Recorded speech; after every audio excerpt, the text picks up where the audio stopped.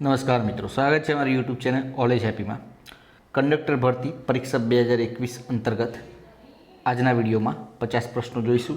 અને હા મિત્રો, જો તમે આની પીડીએફ લેવા માગતા હોય તો ડિસ્ક્રિપ્શનમાં ટેલિગ્રામ ચેનલની લિંક આપેલી છે, જ્યાંથી જોડાઈ જજો. કાલે સવારે તમને આની પીડીએફ પણ મળી જશે અને 1 થી 5 મોડલ પેપરની પીડીએફ પણ મૂકેલી છે. 10 રૂપિયામાં તે તમે ખરીદી પણ શકશો. તો ચલો મિત્રો, ટાઈમ ન બગાડતા શરૂઆત કરીએ. એસટી બસોની સ્પીડમાં વધારો. તો તારીખ 4/11/2016થી એસટી બસોની સ્પીડમાં વધારો કરાયો છે. જે મુજબ લોકલ બસ માટે કલાકના 500 કિલોમીટર તથા અન્ય તમામ બસોમાં 80 કિલોમીટરની સ્પીડ મુકરર કરાઈ છે. ફર્સ્ટ નંબરનો ક્વેશ્ચન, કંડક્ટરને આપવામાં આવતી પતરાની બેગનો રંગ કેવો હોય છે? ભૂરો. ફરજ પૂરી કર્યા બાદ ટ્રંક બેગ કોને સુપરત કરવાની હોય છે? બુકિંગ ક્લાર્કને.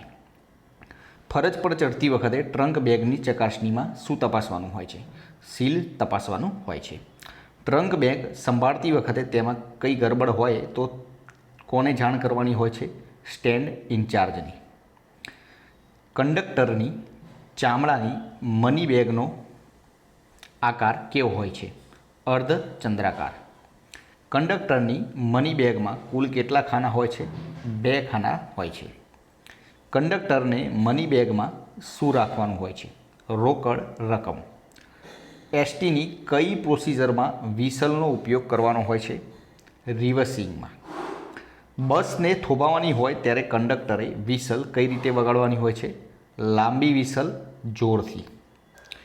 રિવર્સિંગ પ્રોસિજરનો અમલ થાય તે જોવાની જવાબદારી કોની હોય છે? ફરજ પરના ટ્રાફિક કંટ્રોલરની. રિવર્સિંગ પ્રોસિજરનો અમલ કરવાથી શું નિવારી શકાય છે? અકસ્માત.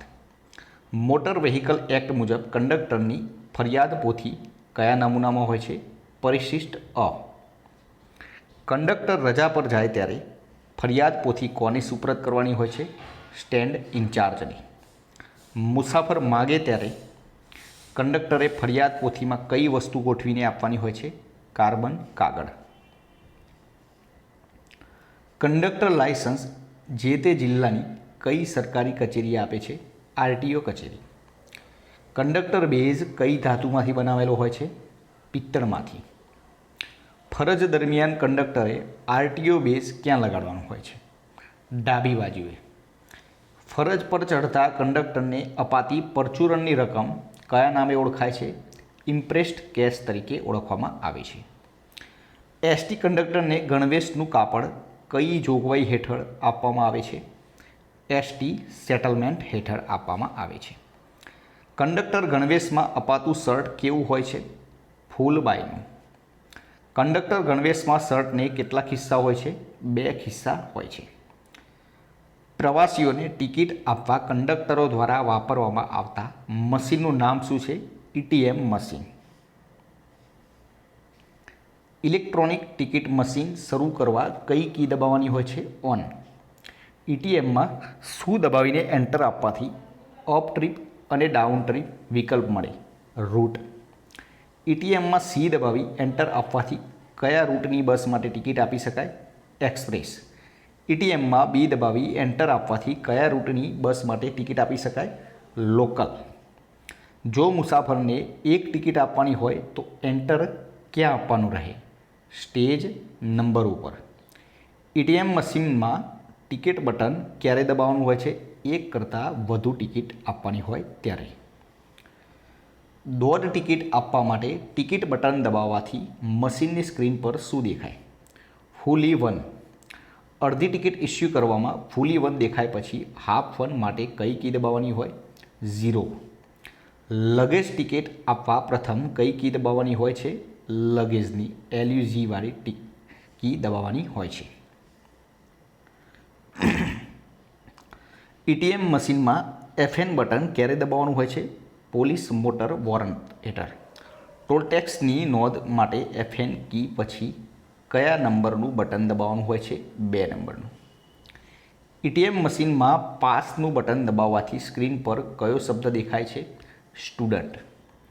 વિકલાંગ માસિક પાસ અંધજન પાસની એન્ટ્રી કરવા પાસ પછી કયું બટન દબાવવાનું છે? બી. જુદા જુદા રાહત પાસની નોંધ એટીએમના કયા હેડ હેઠળ કરાય છે?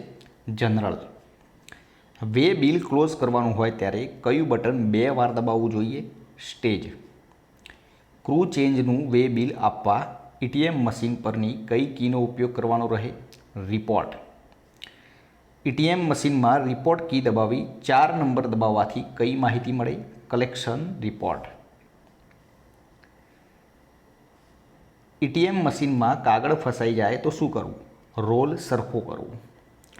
ફરજ પર ચડતી વખતે એટીએમ મશીનમાં શું ચકાસવાનું રહે છે? Battery charging. એટીએમ મશીનમાં ભાડાપત્રક કાઢવું હોય તો રૂટ પછી કેટલામો નંબર દબાવો?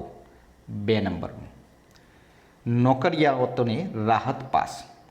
રેલવેની માફક એસટીમાં પણ નોકરિયાતોને કાયમી ધોરણે મુસાફરી કરવા રાહત દરના માસિક પાસ લોકલ તેમજ એક્સપ્રેસ અને ગુર્જરનગરી બસોમાં અપાય છે, જે મુજબ 15 દિવસનું જે તે પ્રવર્તમાન દરે ભાડું વસૂલ કરી આખો મહિનો મુસાફરીની સુવિધા અપાય છે. મુસાફરી પાસ યોજના. સ્ટેજ અને સબસ્ટેજ મુસાફરીના કયા હેતુ માટે છે?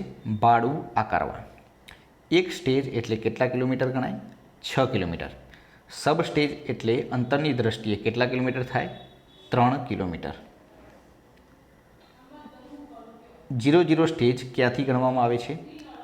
બસ રૂટ શરૂ થતો હોય ત્યારે. એક મુસાફરે 90 કિલોમીટરની મુસાફરી કરી હોય તો તે કેટલા સ્ટેજ ગણાય? 15 સ્ટેજ. 15 છોક 90 એટલે કે 15 સ્ટેજ ગણાય. ભાડાપત્રકમાં 2 ગામ વચ્ચેનું અંતર કઈ પદ્ધતિથી નક્કી કરવામાં આવે છે? સ્ટેજ પદ્ધતિથી. લોકલ બસના ભાડામાં પ્રથમ 1.5 સ્ટેજ સુધી વધારાનું ભાડું કેટલા રૂપિયા હોય? 3.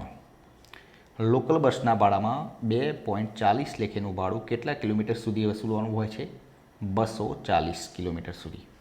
તો મિત્રો, આ હતા આપણા આજના વિડીયોના 50 ક્વેશ્ચન. વિડીયો પસંદ આવે તો વિડીયોને લાઇક કરજો, પોતાના મિત્રો જોડે શેર કરજો અને ચેનલને સબસ્ક્રાઈબ કરવાનું ના ભૂલતા, જેથી કરીને આવનાર દરેક વિડીયોની નોટિફિકેશન આપને સૌપ્રથમ મળી રહે અને આપણી તૈયારીમાં વધારો થઈ શકે. ડિસ્ક્રિપ્શનમાં ટેલિગ્રામ ચેનલની લિંક આપી છે, જ્યાંથી જોડાઈ જજો. કાલે સવારે તમને આમની પીડીએફ પણ મળી જશે અને 1 થી 5 મોડેલ પેપર ખરીદવા માગતા હોય તો ડિસ્ક્રિપ્શનમાં તેની લિંક આપેલી છે. 10 રૂપિયામાં ત્યાંથી 1 થી 5 મોડેલ પેપર પણ આપ ખરીદી શકશો. તો ચલો મિત્રો, કાલે ફરીથી નવા વિડીયો સાથે મળીશું. જય હિન્દ, જય ભારત.